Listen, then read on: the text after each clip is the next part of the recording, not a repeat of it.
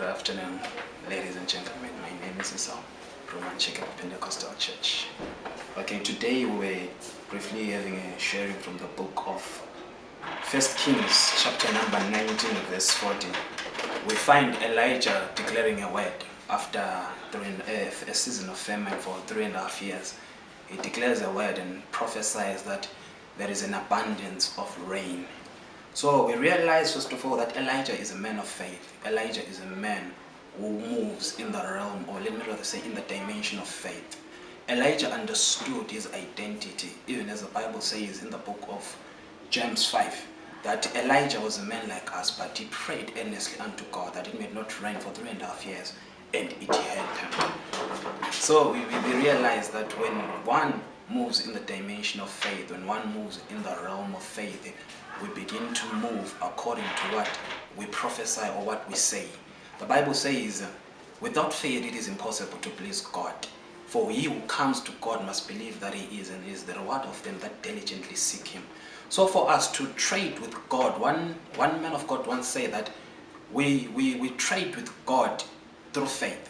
So we've got to understand that when we use our faith, we begin to trade with God.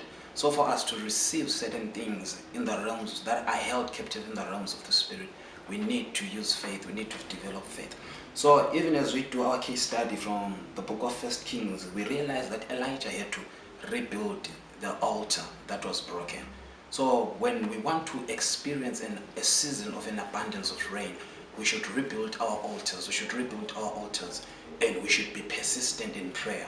When you go down in verse number 43, the Bible will tell you that Elijah kept on praying even after he was told that there wasn't anything that was materializing in the realm of the spirit, in the realm of the physical.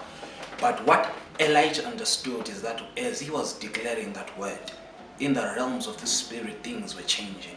So I just want to encourage you, child of God, even as you are at home, wherever you are, that you need to start declaring this season of revival. You need to start declaring that it is a season of an abundance of rain. Regardless of the famine that we may have gone through, regardless of how things might be hard, we need to start proclaiming and declaring it is a season of revival. It is a season of an abundance of rain. The Bible, whenever the Bible speaks about rain, it speaks about a season of the Holy Spirit, when the Holy Spirit begins to do a lot of things in the body of Christ. So these are some of the things that God will be doing even in this season of time. God will begin to revive us as we are in this season. God will begin to make us have a bumper harvest, even a harvest of souls.